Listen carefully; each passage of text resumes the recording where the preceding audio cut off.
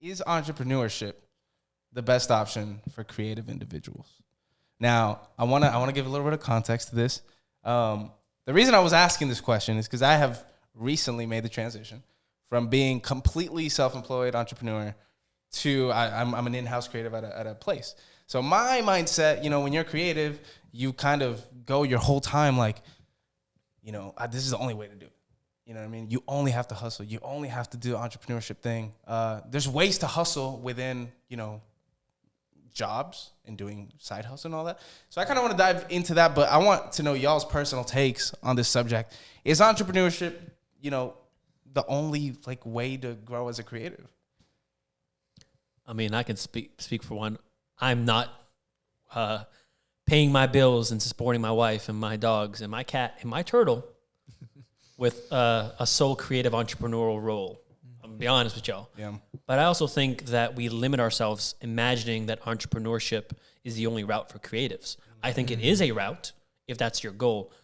But speaking from a creative aspect, are we all very good with money?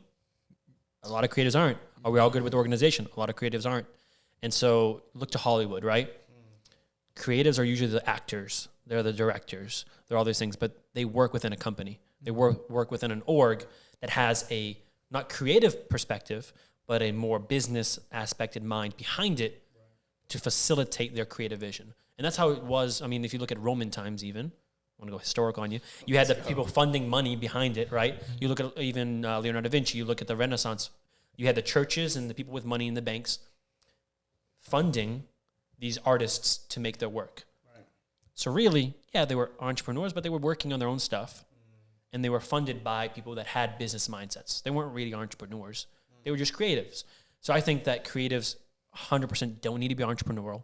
I think that the chase behind entrepreneurship has put a lot of creatives in bad positions, but because then they think the only way I can be a photographer, the only way I can do this, or the only way I can be a creative is if I go full head in, open my own agency, do my own things. But it's not the case. You could work for an organization. You could find a dope creative position. You could be a creative director at a company that's not a creative, directed company and not be the sole owner, right? And still put out great work. Nike is not a creative company, right? By inherent, it's a clothing company, right? And yet they put out some creative work. Adidas, all these places, right? Yeah. So I don't think you have to be an entrepreneur. I think that's closed mindset. Right. There's way more space in the other fields where you can bring your creativity and be an asset somewhere versus trying to say, I think it's too much ego. It's that pride, that chip on your shoulder where I have to do it on my own. And it's like, no, you don't. You could be an artist at a label and you're not the entrepreneur. Obviously you have a hustle. It doesn't discredit from your hustle. Or you can be a photographer at a dope agency. Doesn't take away from your hustle, doesn't take away from your grind. You're still putting out work. Or you could be a creative, I'm not sure exactly what perspective on the company you're doing, but you're creative at a company, the first of their position. Right. Push a company to the place where, hey, we're going to make a position just for you. And you're going to build this now being the first, and you can build a whole department for yourself and be your own hustler in terms of having, 5 years from now, having a whole team behind you. That's real. Right? Yeah. That's not a hustle. That's not a grind. I think that's discrediting what you're doing now, Yeah, I think you just got to find the best lane for yourself. Like, you have to come to yourself and say, hey, do I want to be like this business-minded focus? Be like, hey, or some people can't do that. Some people are not strong at doing that. And you just got to come in terms with yourself saying, hey, am I actually this, or am I just want to focus on being creative and just all that? So it's just really focusing on who you want to be. Yeah. Yeah. And be honest with yourself too.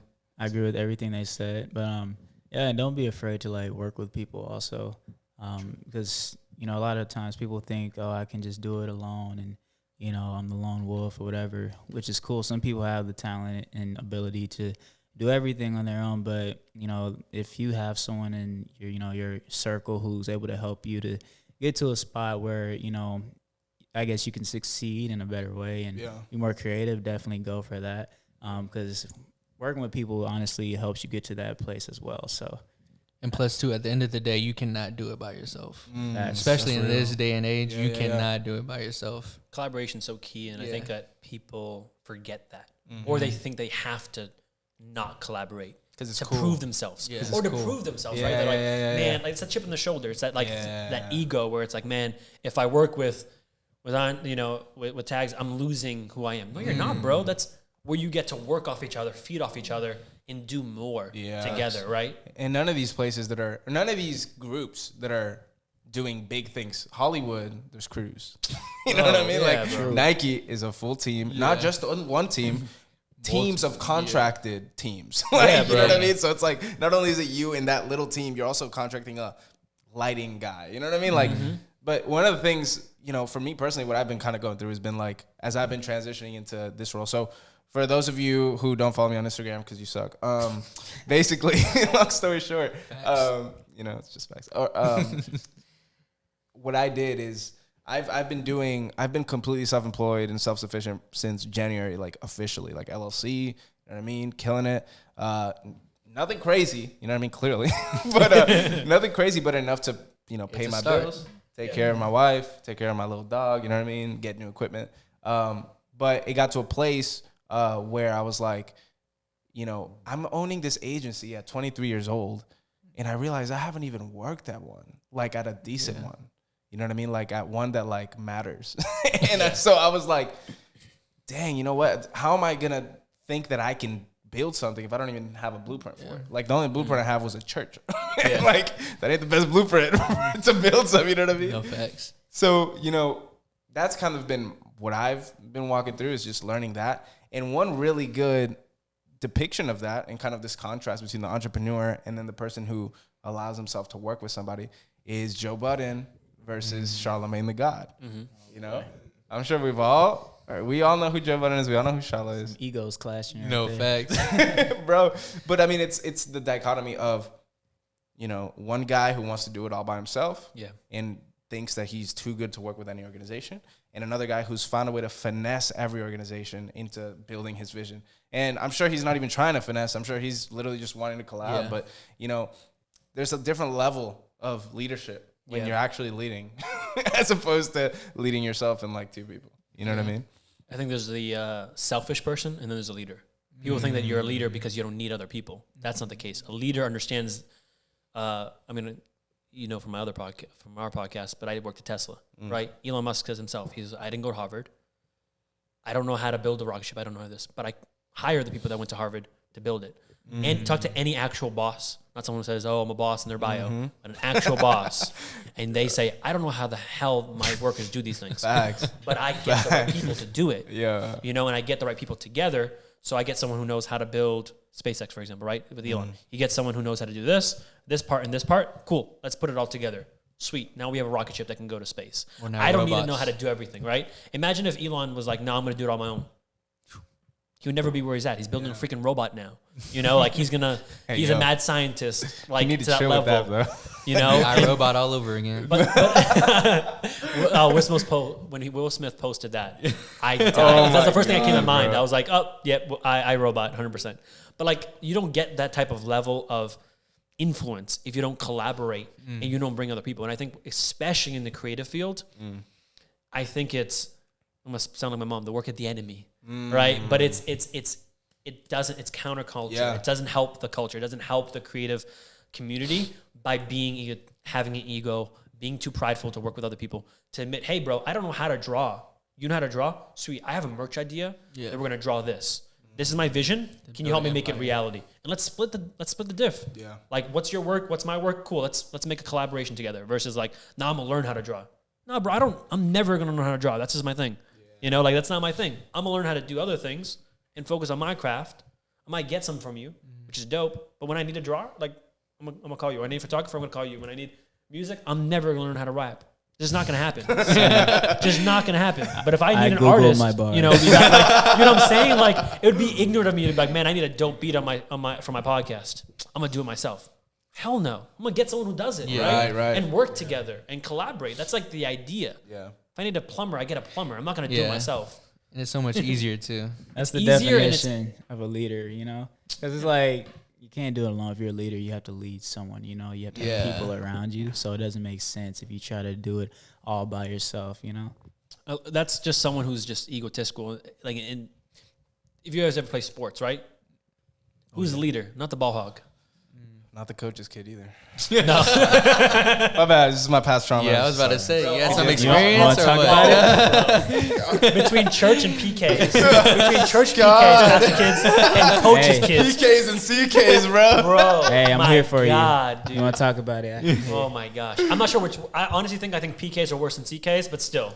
Both have their own problems. Amen to that, bro. Shout out the good PKs, though. Shout out the Yeah, good PKs. good PKs are dope, you know. They're better than average people. If you're out there. And For you, though, you know, Cadell, what's your thing, man? Because I know as an artist, it's very encouraged to do it yourself. Like, I mean, the whole wave, I was brought up on Chance the Rapper, you know, independent art is the best way to do it. Like, you know, as you come up and as you've been learning, as you've been growing, what's kind of been like your experience with that?